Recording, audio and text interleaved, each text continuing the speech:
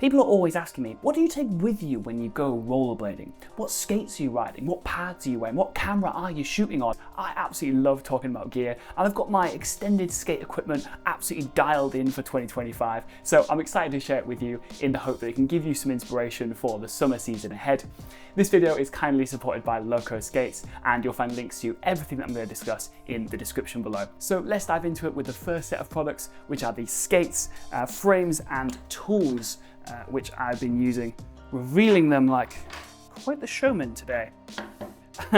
So in terms of the skates, any eagle-eyed viewers of the channel may have realized that I've switched from the Adapt skates that I've been riding for about the last 5 years to the Zebra skates, which I've been really enjoying.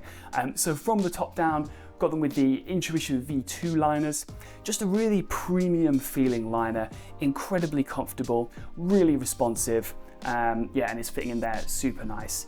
In terms of construction, keeping the continuing with the carbon fiber theme, which I really like, just gives that stiffness, rigidity, and also retains that ability to be able to heat mold, which is really important to me as well. You can also see that I've actually stuck with the Adapt sole plate. It slides super well, this plate. It's kind of nicely worn in. Testament to the quality of the materials that it's lasted this long. In terms of the frames, I've gone with the Solar Joe Atkinson frames. Yeah, they're high-low frame, 65mm revolver wheels on the outside, with an 88A and then a slightly harder 90A Roche's wheel in the middle, just to reduce a bit of wheel bite. So that's the current setup. What I also like to keep in my bag is a set of these. These are the Ground Control HD 80 frames. One of the first videos I actually made on the channel was about this frame. Welcome to Chris Chadwick Inline. Today I'm going to be talking about these. And again, really stood the test of time. It's just a great all-rounder. 80mm is a great wheel size just for tackling any terrain. Great to keep in your bag just so you've got like the diversity and you've got some options. If you don't know exactly what you want to skate that day, it just gives you that option for being able to get around, do some big wheel type stuff. So really been enjoying those. In terms of the tools for switching between these different kinds of setups, absolutely love this guy. These Allen keys come with the Roche skates, and they're absolutely brilliant just to be able to get into all the bolts and stuff. And then if I need to do anything kind of more extensive, I've got this small rig. It's actually a camera tool, but it's really nicely engineered. It's a really beautiful thing, and yeah, super sharp, like edged Allen keys on there. Use this for tightening the quick release plates for the tripod, some screwdrivers. So yeah, really nice piece of gear there. Next, let's talk about some cameras, which is always a subject I enjoy discussing. The main camera that I'm using is the one that I'm filming on right now, and I also have a second one as I do some professional wedding videography, so 2 cameras is always useful. This is the Canon R6 Mark II, really nice mirrorless camera.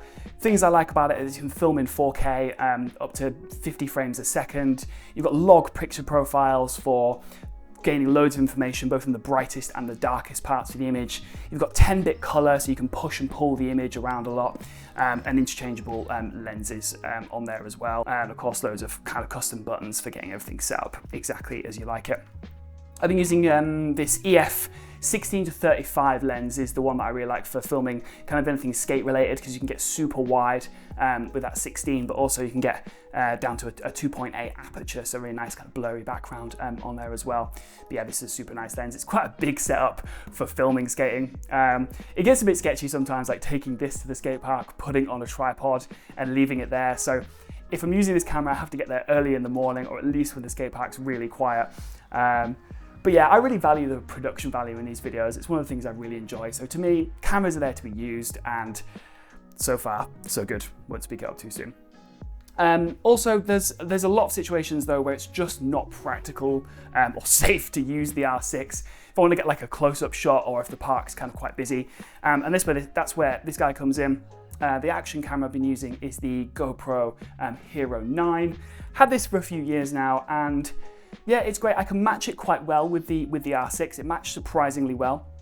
In the last video I made, the skating alone video, Quite a few of the shots at the skate park were filmed on the GoPro, particularly the close-up ones to the ledge and also around the bowl. And yeah, it's a great camera. Coming at you from the editing room, where I'm realizing I forgot to say anything actually useful about the GoPro. But the features that I like about the GoPro are the 4K up to 50 frames per second. I like the front and rear facing screens, so that if you are filming yourself, it's really easy to frame up. I'm also really enjoying the 3 different choices of lenses on there. You've got the ultra wide, you've got the wide for getting everything in frame, and also the linear if you want things to look a little bit more natural. Things I dislike about it are primarily the touchscreen is just a little bit laggy, but other than that, it's a great camera. So next I want to talk about some of the protective equipment that I've been using. 888 helmet and the knee and wrists. Great helmet, these from 888. This is one of the certified helmets. Comes in a whole range of colours. Been really enjoying this. Plastic on the outside, like this sort of dense polystyrene on the inside. Take the inserts actually out to wash them, which is really helpful. I'm also really enjoying these Nui urban gloves. Really nice. I'm actually on my second pair now. They lasted me a couple of years actually. But yeah, I just think they look cool. It's kind of the main reason why I chose them, to be honest. And also I like to keep a little bit of kind of flex in my wrist as well. But yeah, these are really good. I like this sort of loops and bit of styling like over the knuckle area, sort of Darth Vader vibes. Darth Vader vibes. Search your feelings, you know it to be true. Just takes a lot of the knockout of those falls. I tend to just wear them on one side. I like to kind of retain as much of the use of my hands as possible. But yeah, it takes a lot of the strain out, reduces a lot of potential injuries.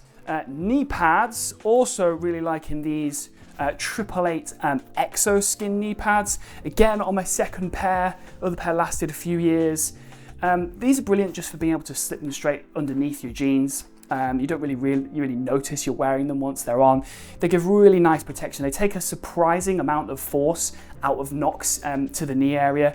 They come around the sides of the knee and quite far above and below as well. So yeah, really enjoying these. Definitely just reduce a lot of that pressure that you get from falling on your knees. Velcro straps top and bottom, which just helps them stop them from sliding down your leg halfway through the session. There's nothing worse than to pull your knee pads up as you're going. So yeah, that's the protective gear that I've been using. So we've got some clips, headphones and wax. Before we dive into this though, I just want to give a massive shout out to Locos Skates for their ongoing support of the channel. Now, I've been shopping at Locos Skates for the last 20 years and they're always on hand as a skater-owned shop with excellent customer service for any questions I may have before I make a purchase. And they've got everything I need for aggressive, big wheel and wizard style skating. And also you can shop in your own currency if you're an international customer and see any relevant taxes and duties that you may have to pay at checkout. So a massive thanks to Locos Skates for their ongoing support of the channel. In terms of what we've got here, skate carrier. I tried to find Gord's used to make one of these. I want to make sure you guys are okay. And I'm like, oh shit, hold up. But I couldn't find it. This is like a pushchair one. It's a Lupinette. If I can find this a skate brand one, I'll leave a link to that in the description, but I'll leave a link either way. So essentially, you can just chuck it through the loop at the back of your skate there.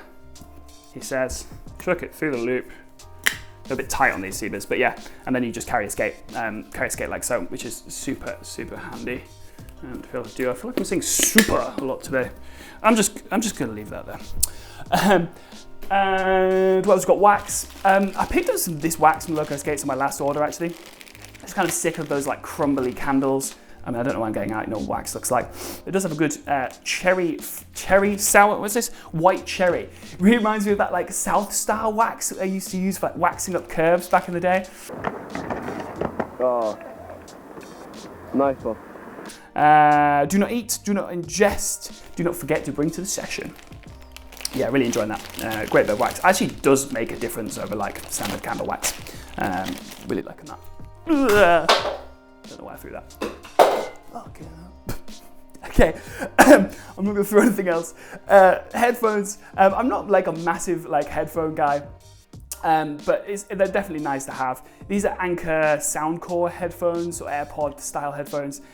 These are great for skating because they stay in your ears really well. They've got a decent sound to them, a nice sticky Bluetooth connection, good battery life, charging in the case there as well. Next up, I want to talk about, we've got water bottle, sunglasses and microphones. So this guy is great for glugging on during the session. This is a 1.1 litre Ion 8 bottle, stainless steel, really leak proof. It's got like the clip on here that you then just like flip up, which is super nice. Going again with the super. Yeah, really good bottle, does the job. Really liking that. Sunglasses, these are brand is called Gouda, so my wife picked up for me. Yeah, really liking these. I find that particularly when you're in a skate park, you just get a lot of glare like coming off the surface of the concrete, like particularly if it's pretty fresh. This is the Whiskey Shots with Satan colorway on the black frames. They are relatively inexpensive. I think these are about 30 pounds. So like, it's not the end of the day, at the end of the world if you scratch them. But yeah, really good performance from those sunglasses as well. And microphone wise, what I'm recording on right now is the Tascam DR10L Pro that I use for wedding videography. And also just in the studio, it's just convenient microphone as well. But the ones I'm using if I'm out and about, and I'm recording like a vlog style video at the skate park, picked these up recently. These are the DJI Mic 2s. Really nice microphone, and you can either clip it like here onto your shirt, and it's also got like a magnet on, which is, oh, it's turned itself on.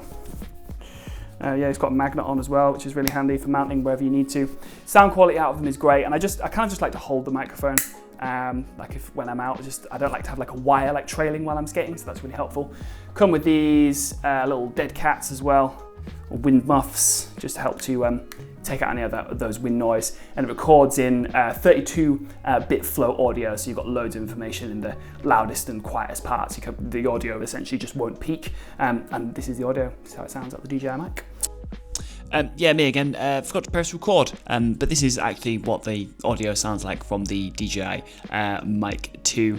There is a little bit of echo in this room, but this is the 32-bit flow internal recording into one of these guys. Back to the video. You may have noticed at this point a glaring oversight in this video is the bag. I haven't talked about the bag, and that is essentially because it hasn't arrived yet, but the one I will be using is the Osprey. It's called the Farpoint 55, which will be able to accommodate all of this gear. I'm not going to talk about it in too much depth just because it's quite specific to my needs of carrying both like quite a lot of camera equipment and also quite a lot of skate gear. But yeah, if I think it's relevant, I'll definitely talk about it on the channel. But that is the bag that I'm going to be using. So I hope you've enjoyed this video. Hit thumbs up if you did get some value. Subscribe to the channel for more content like this. And next up, be sure to watch this video right here. I'm Chris Chadwick. Thanks for watching, and I'll see you in the next one.